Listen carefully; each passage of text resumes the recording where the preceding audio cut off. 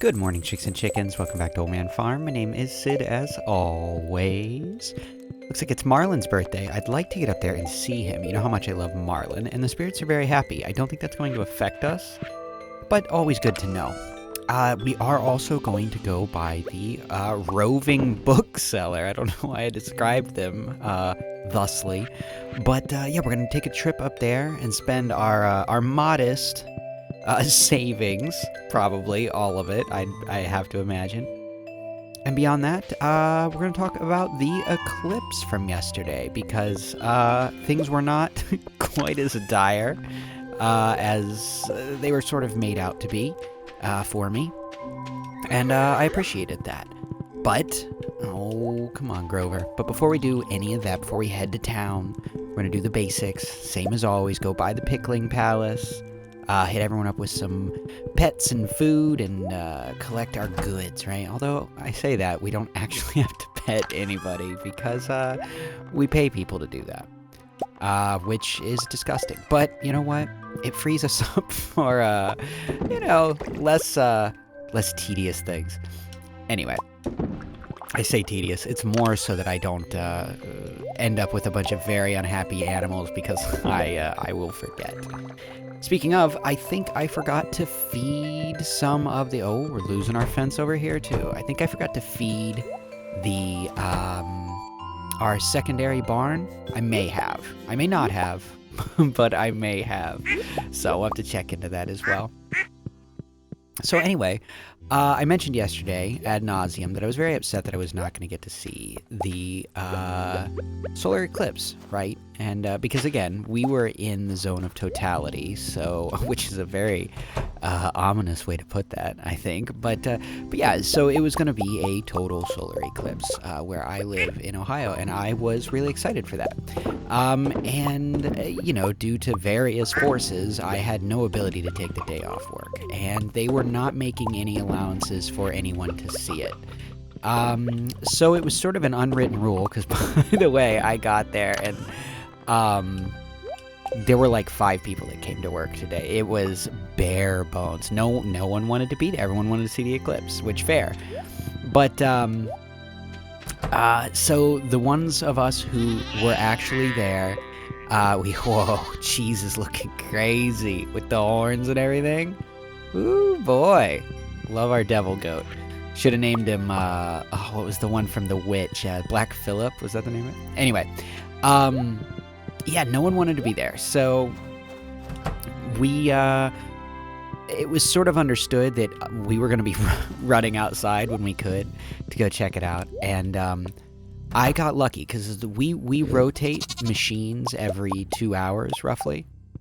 And they were in the process of bringing machines up and taking them down and things like this because there was so many people gone that they had to kind of pick and choose what machines we were running. Well, it ended up being where if they would have done the machine order any differently, I would have been on a machine that would have either have been too fast to run outside or, you know, something in the like. I wouldn't have been able to step away, but I got very, very lucky, and I was able, for the entirety of the time that it was happening, I was actually on a machine that I could sort of catch myself up and then run outside and go check on it.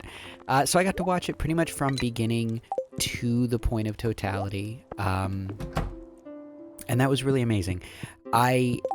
It was really interesting, because again, I don't know that I've ever seen a total solar eclipse. But I've seen eclipses before, and quite honestly, even if, you know, if it was like 99%, right, maybe that would feel similar. But anyway, it was dark, you know, like, I mean, and but it was strange because it was like the horizons were still light, almost like the sun was coming up. It looked very similar, but the sky was dark, and the sun was obviously just like a white ring, and there was like a spot of like an orange burst on the like the you know, if you were giving it an up and a down, it's like on the bottom portion, on the down portion of it. It was very strange. And, you know, I don't know enough about these kind of things to know really why anything like that in particular happened. But it was really, really cool to get to see. And, you know, there were, you know, myself included, but there were people just running around like, you know, like children again, getting to see something like this. Oh. And long time Old Man Farm viewers will remember that I had a bit of a verbal dust-up last year. Actually pretty early into the channel's life. Whoa, we can trade in books? Oh, that's quite cool. So if we find a book that we can no longer use... Interesting. Very, very interesting. Which means, in some ways, we could... Oh, you like the portrait of him, by the way? Marcelo's Books, at your service. We could buy these and then turn them in, right? I think so. So a little thumbs up, I'm going to assume, is the ones we've done. So, let's see. Get foraging experience, yeah. Run a lot faster through grass and crops. Gain a little extra speed when riding a horse. Felled trees have a 5% chance to yield double the wood. That's quite interesting. And then fishing experience and more foraging experience. So, here's the thing. We could get all of the ones that give abilities. It's going to deplete our funds, but I say let's go for it. So let's get Horse, the book, Old Slitherlegs, and Woody's Secret. So let's go ahead and read those. Dun, dun, dun. So now Grover's going to be faster. We're going to be faster through grass. And there we go. Now we have a better chance to get more wood from trees. Pretty cool. Pretty cool. I really love the books. I said this before. I'll say it again. I love the books. But anyway, so you may remember that I had a problem with a guy at work. We got into a fairly intense verbal altercation. And he and I were passing glasses back and forth, looking at it and talking. And, you know, he was geeking out about...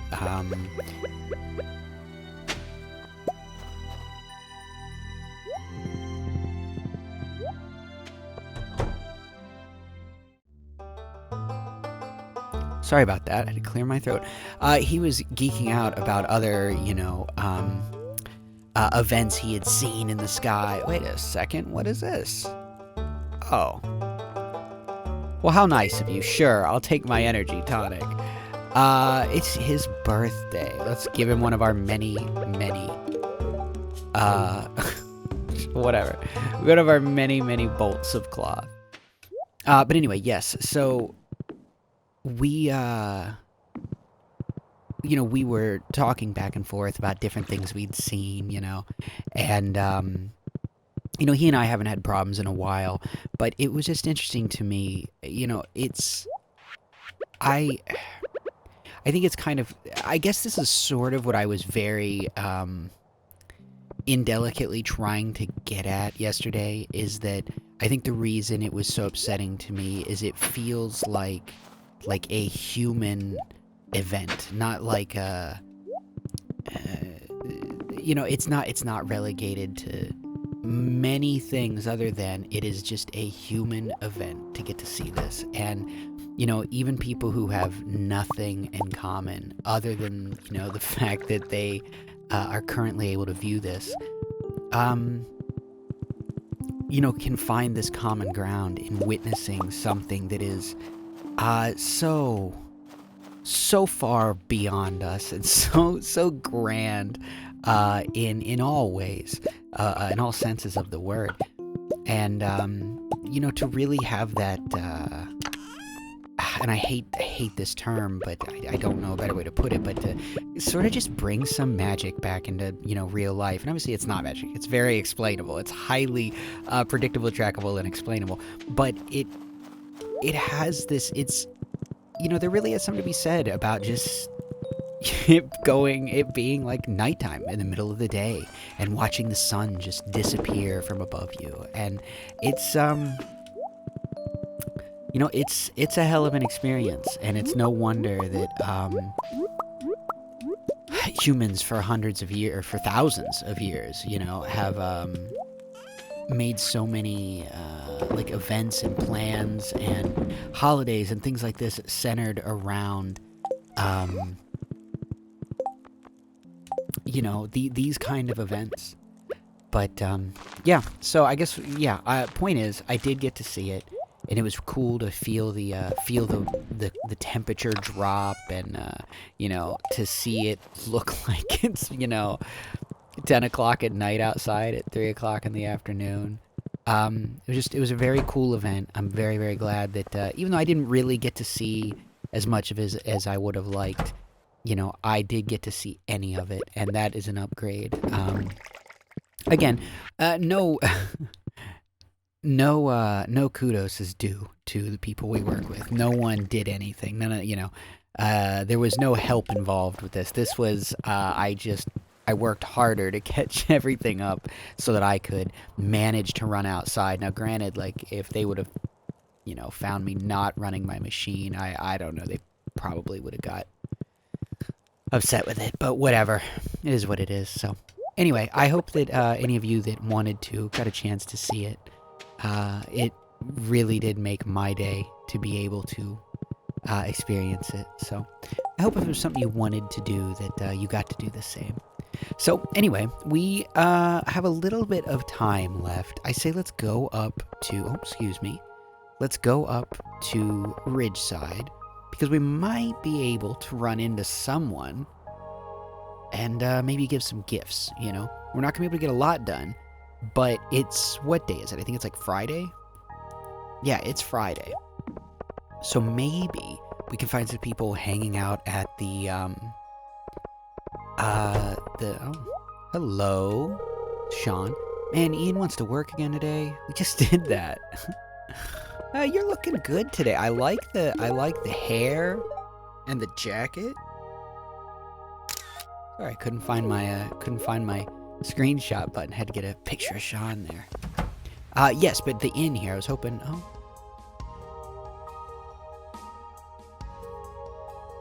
so right now I'm having to cut this music out. For me? Thank you. This is nice. Yes. Story of Ridgeside. Oh, many millennia ago, the valley came to be, either created by Yoba or natural causes. Some sort of large battle happened long before any recorded history of human civilization. However, no evidence remains as the origins of the conflict.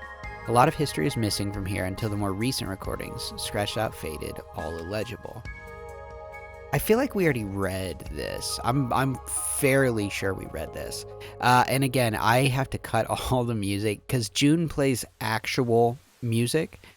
And last time I got a copyright flag for it, so we'll be cutting that out. Sorry about that. Let's see who we got here. Irene. I saw Lil Yuma's turtle the other day. It's so adorable. Agreed. Really appreciate this. Thank you, Sid. You're welcome. Come on, Grover. We got more Santa Claus. Oh, shit. Oh my, I can't thank you enough. Okay.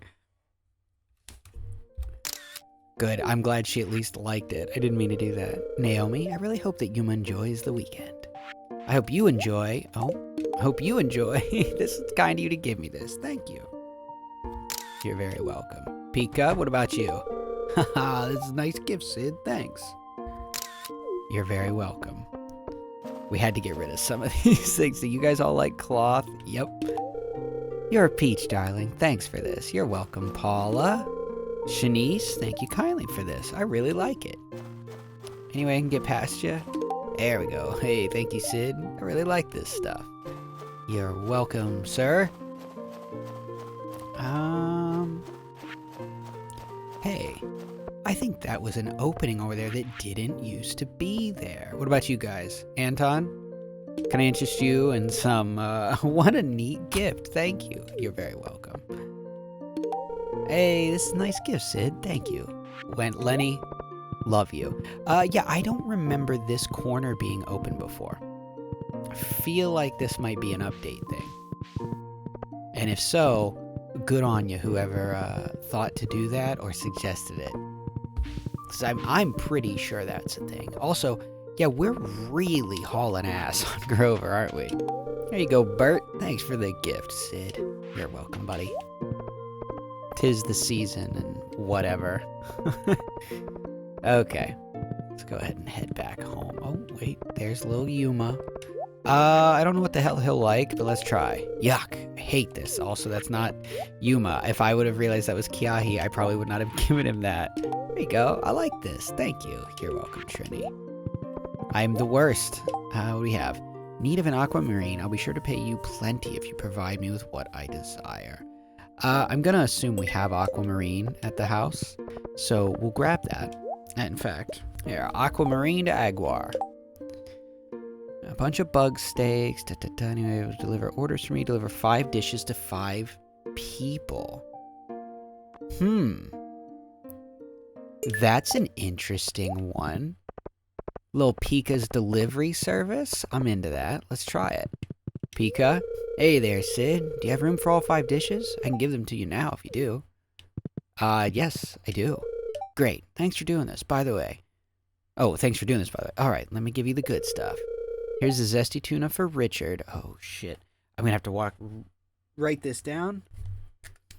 Okay, so he says, all right, that's everything. They're in your hands now, so I'm counting on you. Mahalo again. So I wasn't sure if it would tell us. Now it does. Okay, so it's really not a big deal, but I wanted to be sure. So let's see here. The fried mountain greens, those were for Maeve. The fried fish was for Lorenzo, and we've got him right there.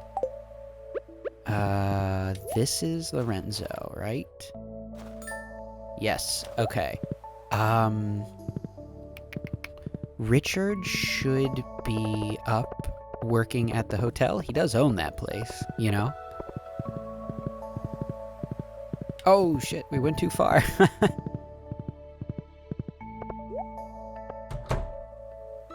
Now, Richard wanted the zesty tuna. There we go. Now, Maeve, I don't know that we'll be able to get into their house. But since I know where they live, because how could you miss the place, I'm going to go ahead and try. Negative. Okay, we're probably going to have to come back and do the rest of this tomorrow. I really hate that, but it is what it is. So, make sure to not eat those and come back. And you know what? We had to come back tomorrow anyway to bring Aguar his aquamarine. So that works out. Wait, do we have anyone here? Is that Ezekiel? It is.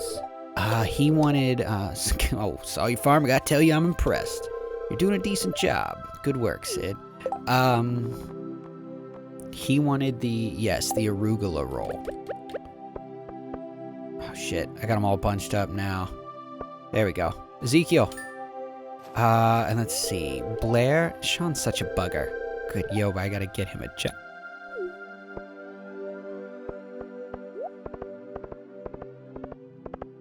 Okay.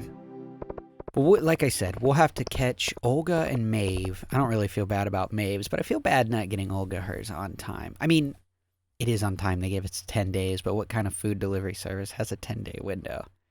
Feels a little artificial.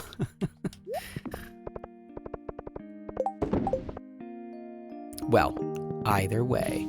Jesus, yeah. Whew, Grover is speed demon now.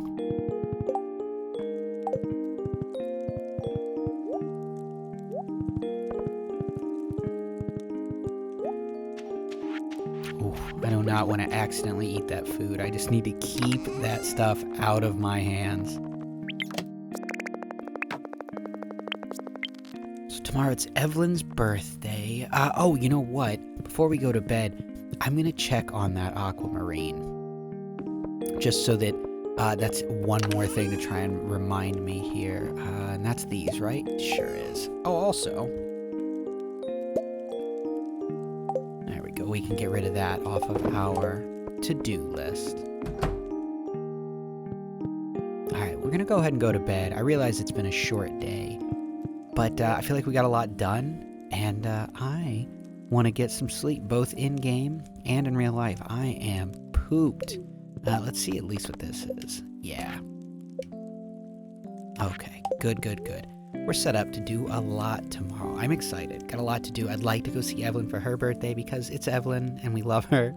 But also, yeah, we have a couple of quests we're going to finish up in Ridgeside, which goes towards our general goal of trying to see more of it. Be that villager events, but also we have the whole ridge, the combat area, that there's plenty more to do.